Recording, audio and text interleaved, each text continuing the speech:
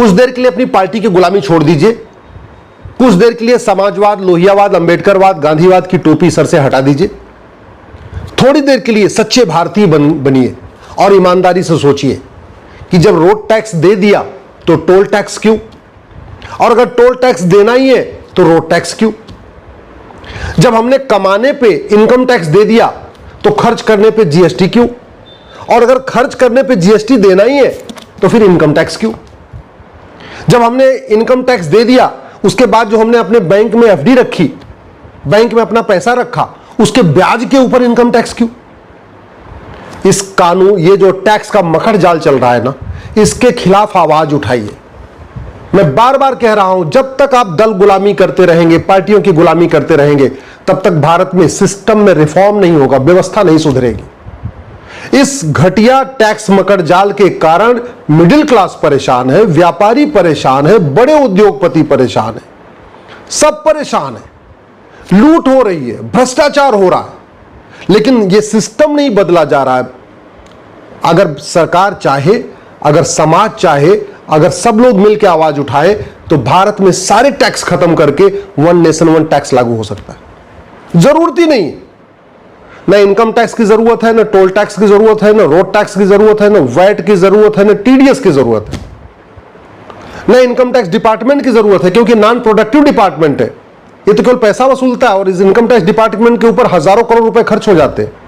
न GST department की जरूरत है, क्योंकि ये भी नॉन प्रोडक्टिव डिपार्टमेंट है, इसका जीडीपी में कोई योगदान नहीं है, केवल पैसा इकट्ठा करता है।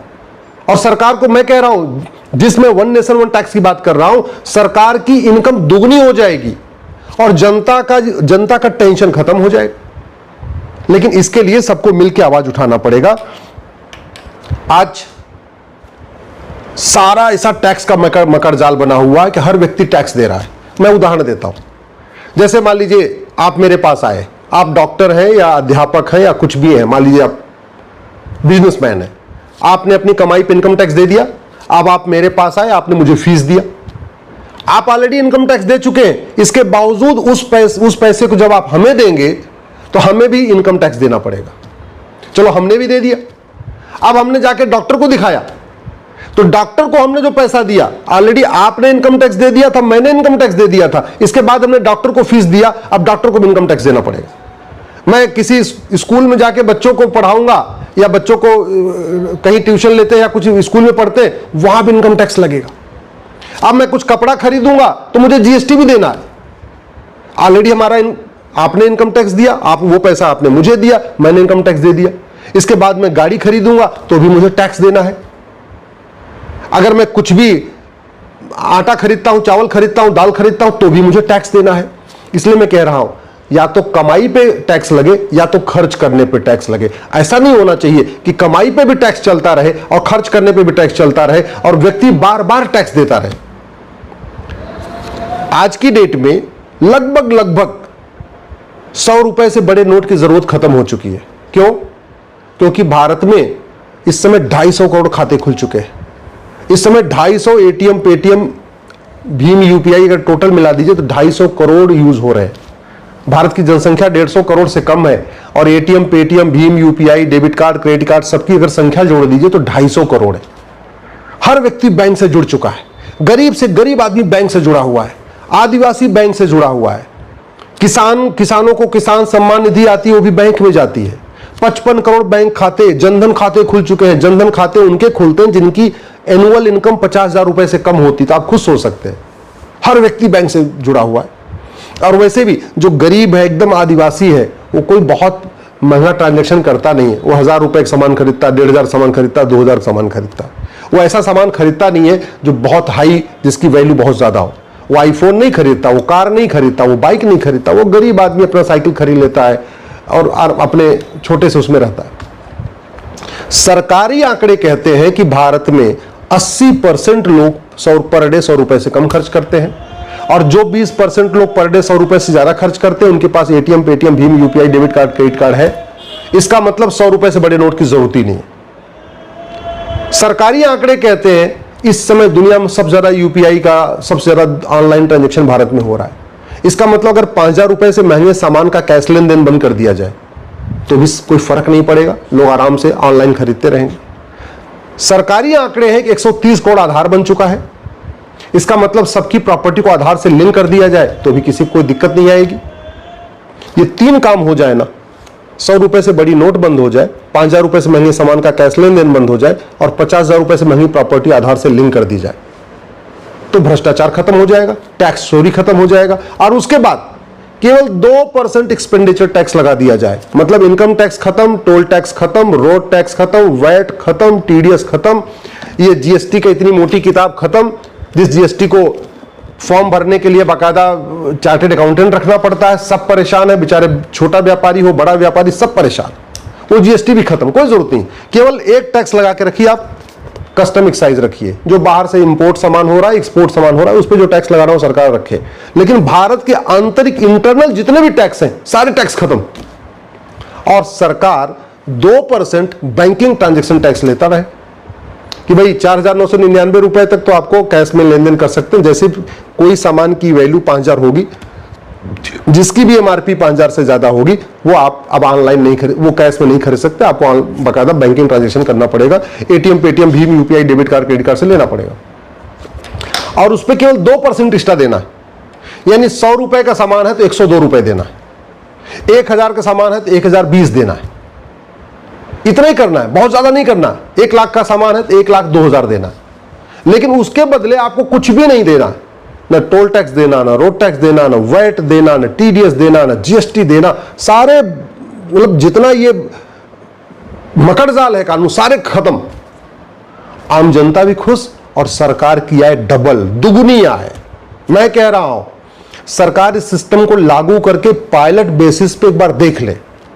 मैं ये भी कह रहा हूं कि पूरे देश में नहीं, कम से कम जो भारत के मेट्रो सिटीज हैं, दिल्ली, मुंबई, चेन्नई, बेंगलोर, लखनऊ या राज्यों की जो राजधानियां हैं, एक बार वहां पायलट बेसिस पे करके देख ले कि ना वहां 100 रुपए से बड़ी नोट चलेगी, ना वहां 5,000 रुपए से महंगे सामान का कैश लेन देन होगा, ना प्रॉपर्टी, न तो 5,000 सुपर कैश लेन देन होगा और प्रॉपर्टी आधार से ले। इतना करके देख ले, और 2% केवल 2% बीटीटी लेती रहे, 2% बैंकिंग ट्रांजैक्शन टैक्स लेती रहे, सरकार की इनकम डबल हो जाएगी। न इनकम टैक्स डिपार्टमेंट की जरूरत, न जीएसटी डिपार्टमेंट की जरूरत, न वैट डिपार्टमेंट की जरूरत, किसी की जरूरत ही नहीं है। बैठे बैठे सरकार को बढ़िया पैसा आता रहेगा और डबल इनकम हो जाएगी, गारंटी के साथ कहता हूं। पायलट के basis, as a pilot project इसको दिल्ली, मुंबई, चेन्नई, बेंगलोर में, ऐसे 4 शहरों में तो आराम से देखा जा सकता है। गुजरात के अहमदाबाद में देखा जा सकता है, लखनऊ में देखा जा सकता है, जो राज्यों की राजधानी वहां आराम से देखा जा सकता है। और नहीं देश की सभी राजधानियों में, कम से कम 4 शहरों में तो देखा जा सकता है। 6 महीने के सर्कल ये सरकार देख ले। इससे केवल यही फायदा नहीं होगा, केवल व्यापारियों का शोषण नहीं रुकेगा, बल्कि जीडीपी भारत की 2% बढ़ जाएगी। जिस दिन ये सारे टैक्स खत्म हुए, केवल बैंकिंग ट्रांजैक्शन टैक्स लगा, मैं गारंटी के साथ कहता हूं भारत की जीडीपी 2% बढ़ जाएगी। और क्या फायदा होगा? और फायदा ये होगा, घूसखोरी बंद हो जाएगी। जब 100 रुपए से बड़ी नोट बंद हो गई, 5,000 रुपए से महंगे सामान का कैश लेन देन बंद होगा, तो आदमी घूस लेके क्या करेगा? क्या, क्योंकि वो अब बेचारा कैश में कुछ खरीद ही नहीं सकता 5,000 रुपए से महंगे सामान का। इस वन नेशन वन टैक्स से घूसखोरी खत्म होगी, कमीशन खोरी खत्म होगी, सूद खोरी खत्म होगी, मुफ्त खोरी खत्म होगी, जमाखोरी खत्म होगी, मिलावट खोरी खत्म होगी, कालाबाजारी खत्म होगी, मुनाफाखोरी खत्म होगी। इस वन नेशन वन टैक्स से गौ तस्करी बंद हो जाएगी। गाय तस्करी का पूरा कारोबार वो कैश में होता है, काला धन हवाला के जरिए होता है। 100 रुपए से बड़ी नोट बंद हुई, 5,000 रुपए से महंगा सामान का कैश लेन देन बंद हुआ, प्रॉपर्टी आधार से लिंक हो गई, उसके बाद ये खत्म हो जाएगा आराम से। इस वन नेशन वन टैक्स से ड्रग का कारोबार बंद हो जाएगा, जिसके कारण हमारी यंग जनरेशन बर्बाद हो रही, नशा तस्करी बंद हो जाएगी। वन नेशन वन टैक्स से गोल्ड स्मगलिंग बंद हो जाएगी। वन नेशन वन टैक्स से ह्यूमन ट्रैफिकिंग बंद हो जाएगी, जो ये बच्चों का अपहरण होता है, उनको बेचा खरीदा जाता है। वन नेशन वन टैक्स से हथियारों का कारोबार खत्म हो जाएगा। वन नेशन वन टैक्स से जासूसी बंद हो जाएगी, क्योंकि जासूसों की फंडिंग भी कैश में होती है, काला धन हवाला के जरिए होती है। वन नेशन वन टैक्स से झपटमारी बंद हो जाएगी। वन नेशन वन टैक्स से जातिवाद, भाषावाद, क्षेत्रवाद, पंथवाद बंद हो जाएगा, क्योंकि जाति, भाषा, क्षेत्र, पंथ का जहर ये जो पार्षद, प्रधान, सांसद, विधायक घोलते हैं, वो पैसे के लिए घोलते हैं। उनको फंडिंग आती है या उनको सत्ता चाहिए, भ्रष्टाचार। वन नेशन वन टैक्स से भ्रष्टाचार खत्म हो जाएगा, फिर ये जातिवाद, भाषावाद, क्षेत्रवाद भी खत्म हो जाएगा। वन नेशन वन टैक्स से माओवाद, नक्सलवाद, अलगाववाद, आतंकवाद भी बहुत हद तक खत्म हो जाएगा, क्योंकि माओवादियों, नक्सलियों, आतंकवादी, अलगाववादियों की फंडिंग कैश में होती है, कालाधन हवाला के जरिए होती है। लब जिहाद, लैंड जिहाद, ड्रग जिहाद, घुसपैठ जिहाद की फंडिंग कालाधन हवाला से होती है, तो वन नेशन वन टैक्स से ये भी रुकेगा। धर्मांतरण की फंडिंग कालाधन हवाला से होती है, ये भी रुकेगा। मजहबी उन्माद और जो पत्थरबाजी होती है वो भी रुकेगा, क्योंकि वन नेशन वन टैक्स के बाद पूरा ब्लैक मनी खत्म हो जाएगा, हवाला खत्म हो जाएगा, कैश ट्रांजैक्शन पे रोक लग चुकी है, रोक लग जाएगी। चोरी डकैती बंद हो जाएगी, चीटिंग फ्रॉड फोर्जरी बंद हो जाएगी, हवाला कबूतरबाजी बंद हो जाएगी, पत्थरबाजी तोलाबाजी बंद हो जाएगी। मैं कहता हूं ये वन नेशन वन टैक्स लागू हो जाए, भारत में सतयुग आ जाएगा। ये वन नेशन वन टैक्स लागू हो जाए, भारत में रामराज्य आ जाएगा। वन नेशन वन टैक्स लागू हो जाए, भारत की जीडीपी 2% बढ़ जाएगी। और जो माननीय प्रधानमंत्री जी कहते हैं 2047 में भारत को विकसित राष्ट्र बनाना है, ये अगले 10 साल में भारत विकसित राष्ट्र बन जाएगा अगर आज वन नेशन वन टैक्स लागू कर दिया जाए तो।